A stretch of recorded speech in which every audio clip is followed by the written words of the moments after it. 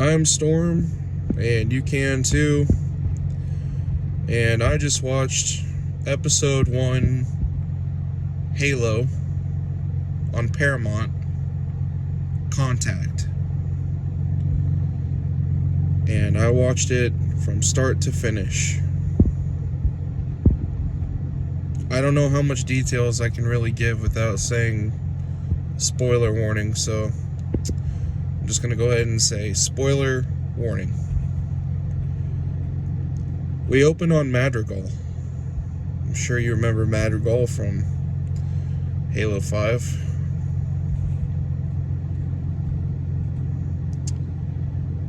Only Madrigal's dust and sand and full of a lot of Korean natives, it would appear.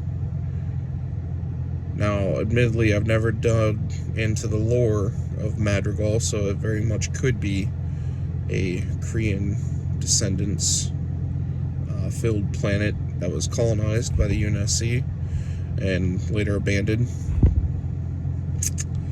But just saying. So we open on Madrigal. We immediately see that the population of the people is Korean. There are rebels against the UNSC. They make first contact with the Covenant during the episode. And the Covenant do not like humans at all. That's old news. I get to see a couple of deaths brought to you by the plasma rifle. They looked good.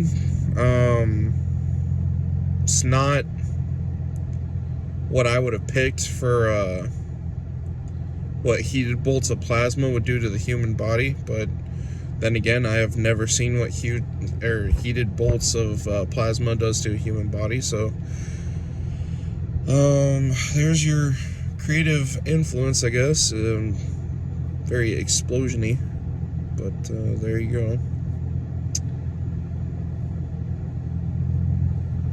So these people that are basically in a giant oil derrick site take up arms to fight back what they assumed would be the UNSC, or the United Nations Space Command, the Marines, or maybe even the supposed Spartans, the spooky Spartans. I can't speak because I'm actually really, really mad. I'm kind of just trying to keep myself together right here, trying to compose myself. Anyway, so I don't know if I would call it a protagonist, but the female teenage rebel comes flying out back into the gates of the stronghold. They shut the doors. And a couple more people get picked off. And this particular female's father happens to be the leader of their little clan. And he tells her to basically board up with the women and children. The men are going to do the fighting. Apparently they have no idea what they're going up against. They've never actually paid attention to any of the vidlogs about the Covenant. They thought it was all propaganda. So the Covenant come, they wipe out your machine gun sentries up on top. And boom, doors are opened up, and now we've got a full-fledged war. We've got Covenant walking right up, and nobody's shooting. The turrets aren't spinning up. We're just standing there staring at these giant monsters walking through our gates. And then we finally start shooting, but of course, by the time we start shooting, the machine gun nests are not at all ready to deal with the CQB. So they get taken down pretty quick. The vehicles look like an assortment of what you would find at IKEA if you took them over to the desert. Very hodgepodge. Turrets just kind of strapped in the back. It kind of looked believable. I would have preferred to see stripped down version of Warthogs, but I get it. We're on a budget. It's a TV show. Anyway, it's a slaughter. Chief shows up with Silver Team, not Blue Team, but Silver Team. Chief is voiced by somebody completely different from the voice that you come to associate with Master Chief, so it was kind of jarring listening to that. The communiques, in my opinion, were okay, passable. I didn't really like it, just because there was a lot of redundancy.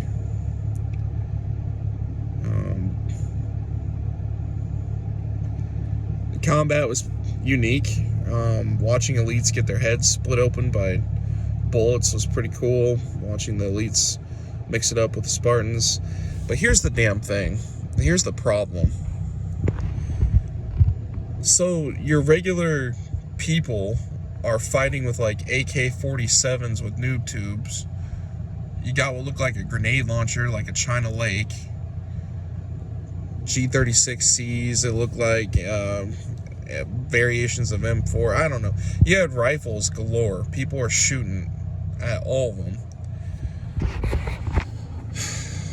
And they weren't doing any damage to elites at all. The shields were holding up perfectly. Even with concentrated fire, they weren't breaking through the elite shields. But then when the Spartans finally landed and they started doing their thing, the Spartans were getting through the shields and the Spartans were landing headshots, and boom, people or elites started going down.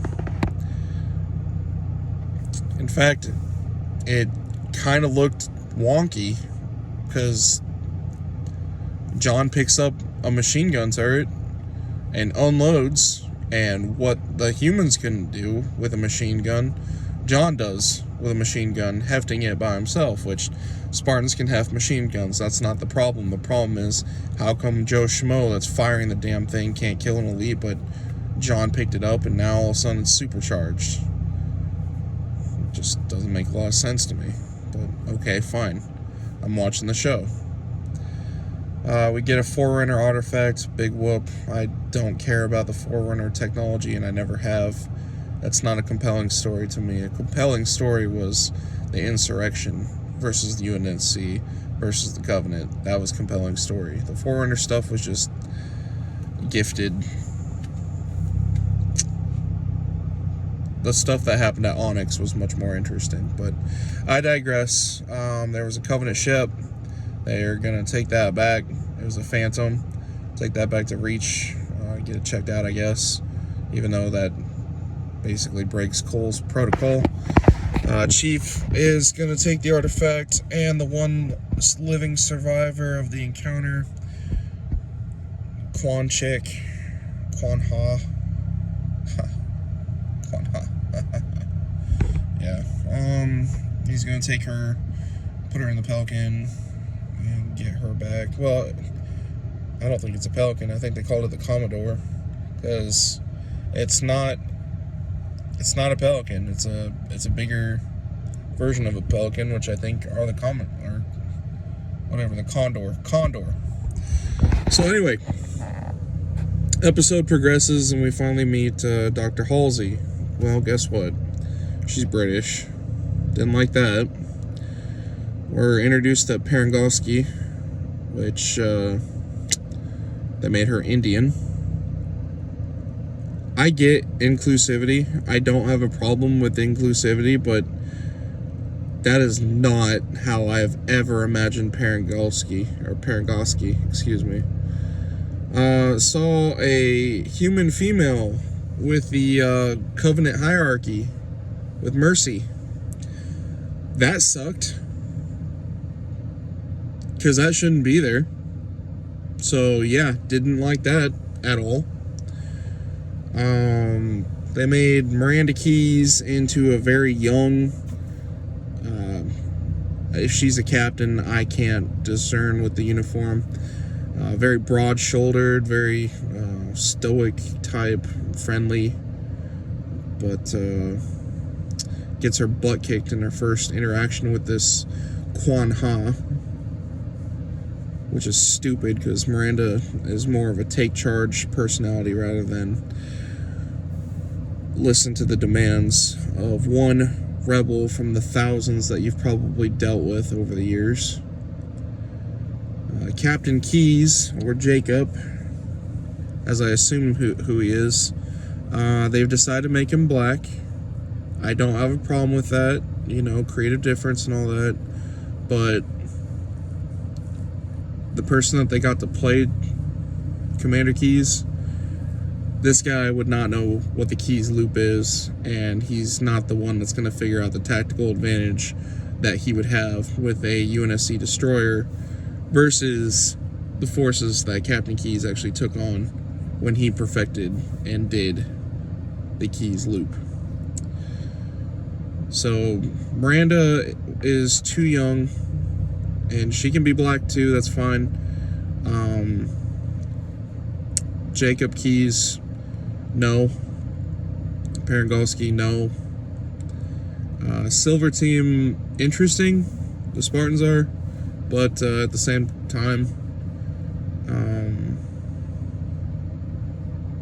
I get the vibe that I would have been better off with Fred and Linda and Kelly with Blue Team. So, is what it is. That's what we're stuck with. Moving on down the episode, Chief gets a order to eliminate Quan Ha, and he disobeys it, and I'm left thinking, you've been trained since you were 6 years old,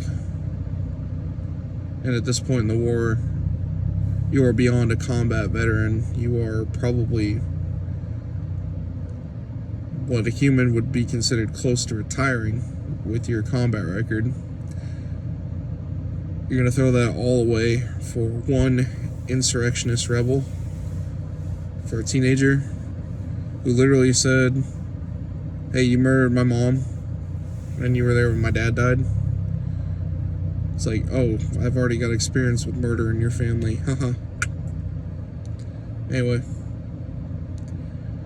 Nope, he's going to break the UNSC oath and risk it for the biscuit for her. So, yay. And as if I didn't like that enough, Chief takes his freaking helmet off in the first episode. Great. In The Mandalorian, we got to wait a lot longer than that. So good that 343 Industries got a hold of this. So good. Because I thought it was bad when I saw Master Chief's eyes, but now there's a full face in the very first episode of the Halo TV series. Hooray. The animation was okay. It feels like I would have seen this in 2014 and I would have been blown away. I see it here in 2022 and I think to myself, like, certain aspects that I really, really enjoyed, other aspects that I just kind of shrugged. The show definitely, they claim that they did not take any real liberties from the video games, but that they might have gotten some of the backstory and lore from the books, and I could definitely see that. I just don't really like what I saw displayed. And you're supposed to watch the first season to really get a grasp of if you're going to enjoy a show or not, but honestly, I'm just so frustrated by the fact that I didn't even want to watch the show. I saw a couple of the trailers, and this doesn't interest me. This isn't Halo.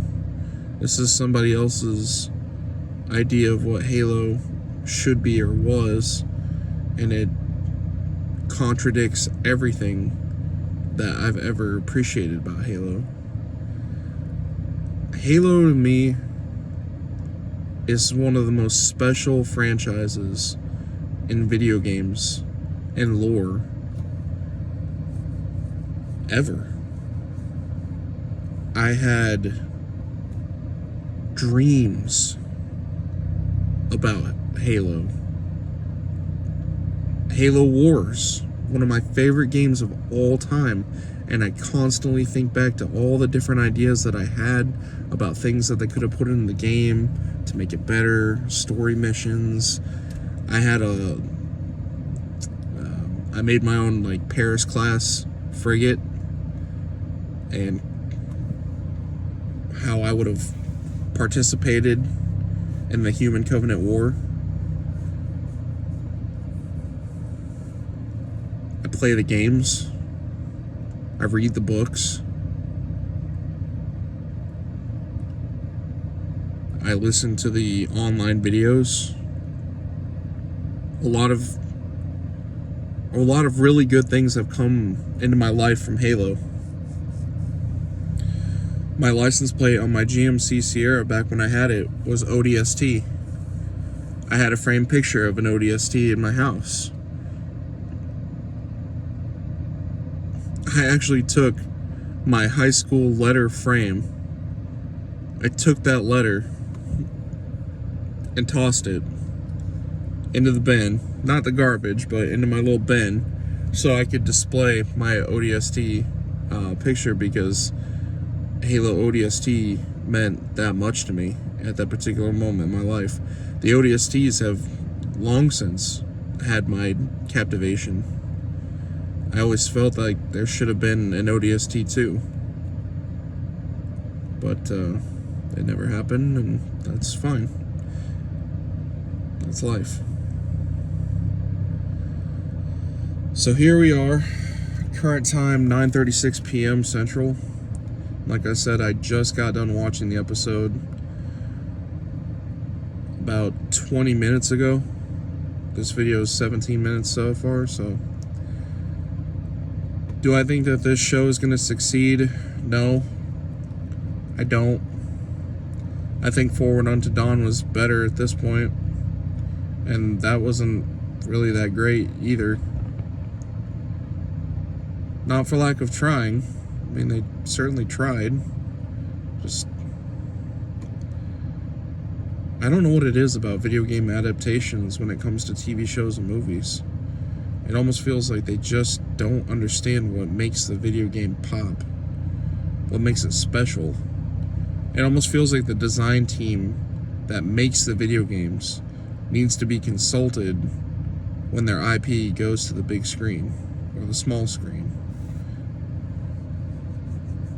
And maybe they are consulted, and maybe this is what the idea is, but the art department, they would have a heyday if they knew that all of their designs for Elites, Sangheili, tossed out the window, because all they had was plasma rifles, plasma pistol, and of course the energy sword.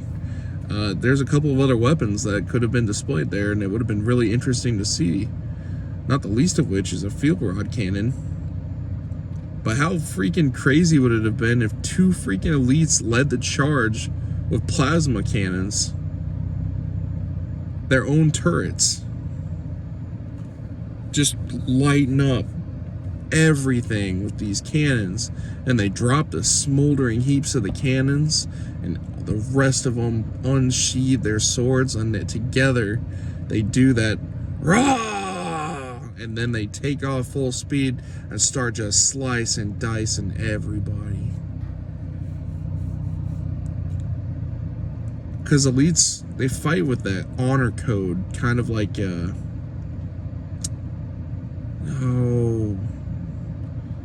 like the ancient style Mongolians, you know, like the Huns. Probably just combined the two, and I didn't mean to, but like the Hun warriors, you know, they swarm over you. You're dead. You're dead, and you're dead, and you're dead, and you're dead. Anyway, I feel like I've finally vented everything that I need to say about this show. I'm gonna give it a 3 out of 10. Any diehard Halo fan, don't watch this. anyone that's curious about watching something Halo related and just seeing Halo back on TV, give it a watch. But for me, boy, is it gonna be a real ask for me to finish season 1, even get into episode 2. Thanks for tuning in. It's a long video, especially for me, but felt like I had to get that out there. So anyway, peace.